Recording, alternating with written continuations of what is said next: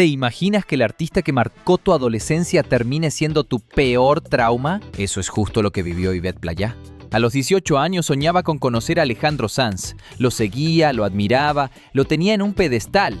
Pero ese sueño se convirtió en una historia oscura que, años después, ella se atrevió a contar en vivo y frente a todo el país.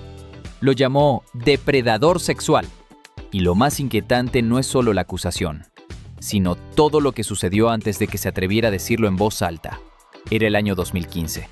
Ivette Playá, una joven catalana de 18 años, vivía los días como cualquier chica de su edad, estudiando, creando contenido, soñando despierta con algún día formar parte del mundo artístico. Como muchas de su generación, había crecido escuchando a Alejandro Sanz. Sus letras eran refugio. Sus canciones sonaban en cada momento importante. Para Ivette, él no era solo un artista, era un símbolo emocional. Y entonces un día cualquiera, mientras revisaba su celular, ocurrió algo inesperado. Una notificación. Alejandro Sanz la había seguido en Instagram. Al principio pensó que era una cuenta falsa, un error, algún truco de las redes, pero no, era la cuenta oficial verificada. Su corazón se aceleró. No podía creerlo. ¿Qué había visto en ella? ¿Por qué alguien como él, con millones de seguidores, había notado su perfil? Poco después llegó el primer mensaje. Corto, amable, elogioso. Algo como, me gusta lo que haces. Para una fan, eso es gasolina emocional pura. Pero el contacto no se quedó ahí. Con el paso de los días, los mensajes fueron aumentando. Sanz mostraba interés por sus ideas, por su vida, por su forma de pensar. Ivette no solo se sentía escuchada, sino valorada. Él le decía que veía potencial en ella, que tenía talento, que podía ayudarla, que había algo auténtico en su forma de expresarse. Todo parecía salido de una película, el ídolo descubriendo la joven promesa. Y así, poco a poco, el vínculo virtual se fue volviendo más estrecho. Sanz empezó a proponerle algo más. Deberías venir a Madrid. Podríamos colaborar. Tengo varios proyectos y me gustaría incluirte. La propuesta parecía seria, profesional, generosa. Para Ivette era un regalo del destino, una oportunidad que millones desearían. Lo que no imaginaba es que ese follow sería el primer paso hacia una historia donde los límites entre admiración, poder y manipulación empezarían a difuminarse. Convencida de que estaba frente a una oportunidad única, Ivette hizo las maletas y se mudó a Madrid. La propuesta de Alejandro Sanz sonaba clara: trabajar juntos, desarrollar proyectos, explorar su creatividad con el respaldo de un artista consagrado. Ella lo veía como un mentor, una especie de guía que le había abierto una puerta reservada para muy pocos. Al principio todo parecía normal. Alejandro la recibió con los brazos abiertos, le presentó a gente de su equipo y hasta le ofreció hospedarse cerca de él para facilitar las cosas. Pero con el paso de los días, el ambiente empezó a cambiar. Pequeños detalles comenzaron a sentirse extraños. Comentarios que al principio parecían halagos se volvieron insistentes. Opinaba sobre su ropa, sobre cómo debía maquillarse, incluso sobre con quién debía hablar o no. Ivette cuenta que hubo un momento en que se sintió completamente aislada. Sus amigos dejaron de escribirle. Su familia notaba que algo andaba raro, pero ella respondía con frases vagas. Estoy bien, solo estoy muy ocupada. Según sus propias palabras, Alejandro tenía una manera suave pero efectiva de envolverla emocionalmente. No era un grito, no era una amenaza, era algo más sutil. Una presencia constante que se sentía como vigilancia disfrazada de protección. A veces, si ella publicaba una historia en redes sociales, al poco rato él preguntaba: ¿quién es ese chico que salió en tu video? O le decía: ese look no te queda tan bien como el anterior. Al principio lo tomaba como interés, incluso cariño, pero con el tiempo, esa atención empezó a sentirse como una cárcel emocional. No era libertad, era control disfrazado de amor, diría ella años después. Y lo más inquietante es que Ivette todavía no entendía lo que estaba ocurriendo, porque cuando admiras a alguien tanto, cuesta ver el abuso cuando viene disfrazado de afecto. Pero el verdadero punto de quiebre todavía no llegaba, y cuando llegó, fue devastador. Durante meses, Yvette vivió en una realidad confusa. Había dejado atrás su hogar, sus amigos, su rutina y se había entregado por completo a la promesa de una vida nueva junto a uno de los artistas más grandes de habla hispana.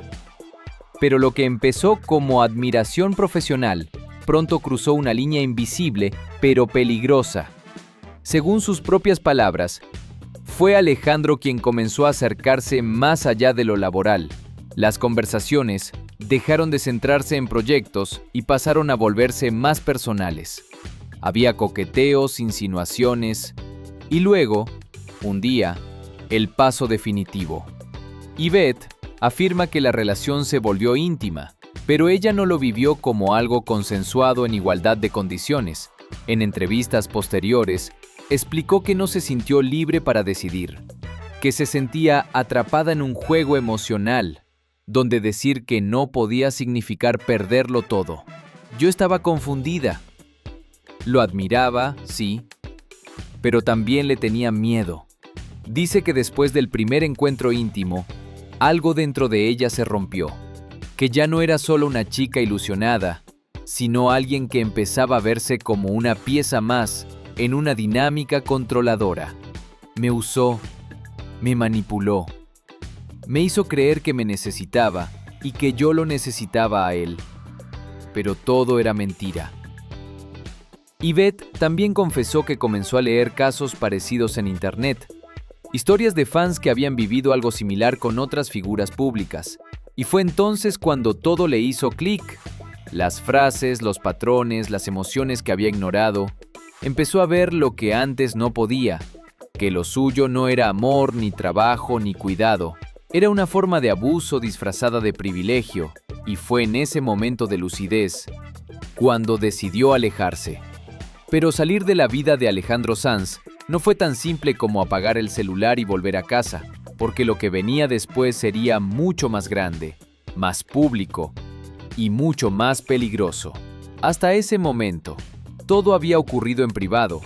Yvette se había alejado, sí, pero no había contado nada. No había entrevistas, ni publicaciones, ni denuncias. Hasta que un día aceptó una invitación a un programa de televisión en vivo. Era un talk show vespertino, de esos que mezclan farándula, actualidad y temas sociales. Nadie esperaba que ese día, en medio de la charla, una bomba estallara al aire. Yvette habló tranquila al principio. Contó su historia, sus ilusiones, cómo conoció a Alejandro, cómo empezó todo. Pero cuando el conductor le preguntó, ¿y cómo terminó esa relación?, ella no dudó. Miró directo a la cámara con la voz firme, casi sin pestañear, y dijo, Alejandro Sanz es un depredador sexual. Silencio absoluto. El rostro de los presentadores se congeló. Los panelistas se miraron unos a otros sin saber qué decir. En menos de 10 segundos, la producción cortó la transmisión y mandó a comerciales. Pero ya era tarde.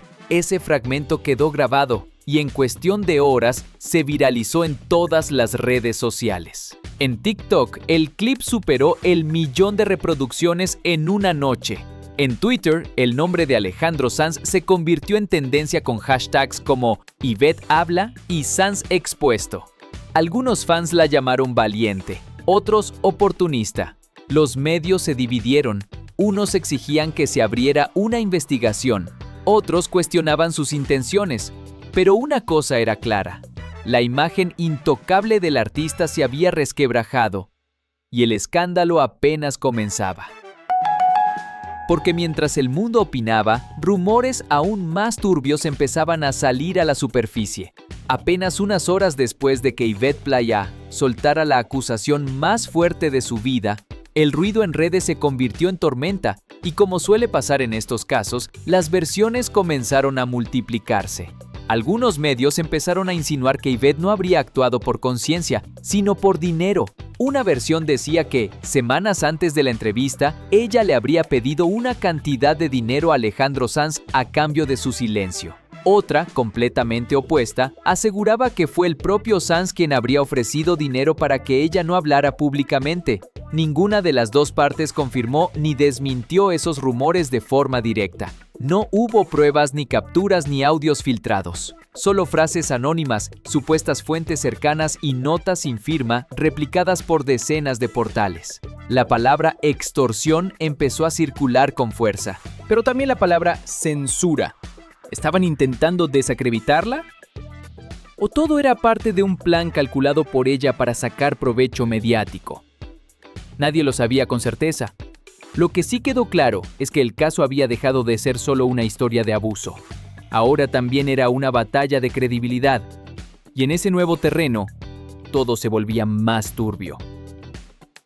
Algunos defendían a Yvette a capa y espada, convencidos de que era víctima de un sistema que protege a los poderosos. Otros decían que todo tenía un olor raro y que algo no cuadraba.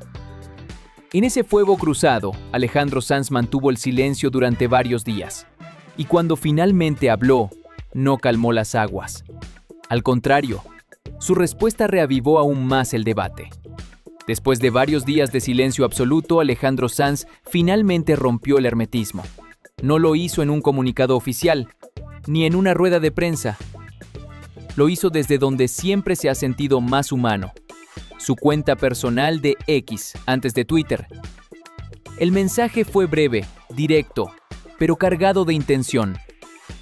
Todo lo que se ha dicho sobre mí es rotundamente falso. Confío en que la verdad saldrá a la luz. Gracias a quienes me conocen y siguen confiando en mí. No nombró a Yvette, no hizo referencia directa al programa, no explicó nada más. Pero sus palabras encendieron nuevas llamas. Quienes lo apoyan lo defendieron como víctima de una caza de brujas mediática. Sus fans llenaron los comentarios de mensajes como «Estamos contigo, maestro» o «La verdad siempre gana». Pero del otro lado, las reacciones fueron muy distintas. Para muchos, su declaración fue tibia, evasiva, incluso prepotente. Algunos recordaron que no es la primera vez que Sanz atraviesa momentos oscuros. En mayo de 2023, publicó un mensaje preocupante que todavía circula como captura entre sus seguidores. «No estoy bien. No sé si esto sirve de algo, pero quiero decirlo. Estoy triste y cansado». Aquella vez sus palabras desataron preocupación mundial. Se habló de depresión, agotamiento e incluso de una posible cancelación de su gira. Él mismo confesó que había tenido que parar todo para centrarse en su salud mental. Muchos lo vieron como un gesto valiente, pero otros comenzaron a preguntarse: ¿qué está pasando realmente detrás del personaje público? ¿Es un hombre roto que necesita ayuda? ¿O alguien que usa su vulnerabilidad como escudo? Las opiniones se dividieron aún más.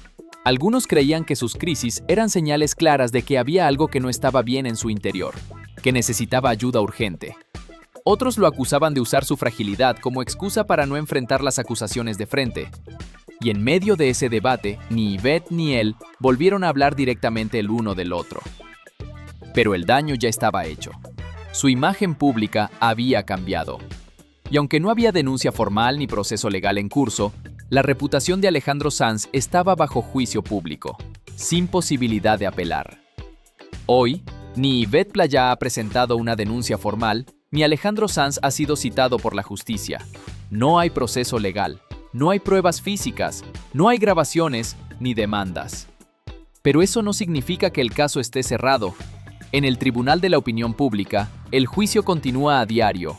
En cada tuit, en cada hilo de comentarios, en cada reacción, se reconstruye una historia llena de zonas grises. ¿Fue Yvette una víctima silenciosa que por fin alzó la voz? ¿O fue una joven deslumbrada que cruzó líneas confusas y después se sintió traicionada? ¿Es Sanz un depredador disfrazado de ídolo? ¿O un hombre emocionalmente roto atrapado en una guerra de narrativas? Mientras tanto, su imagen pública ya no es la misma. Aunque sigue dando conciertos y publicando en redes, hay una tensión permanente en el aire. Las marcas que lo respaldaban han optado por no pronunciarse. Y los medios, si bien ya no lo cubren con la intensidad de los primeros días, siguen atentos a cualquier novedad. Nadie sabe si este escándalo volverá a resurgir o si quedará archivado como uno más en la larga lista de polémicas sin resolución. Pero lo cierto es que, desde ese día, la sombra de la duda lo acompaña. Una duda que no necesita sentencia para existir. Una duda que, aunque no tenga pruebas, pesa. Porque a veces en el mundo de las celebridades, el silencio puede ser más ruidoso que cualquier declaración, y lo que se calla es justo lo que más ruido hace.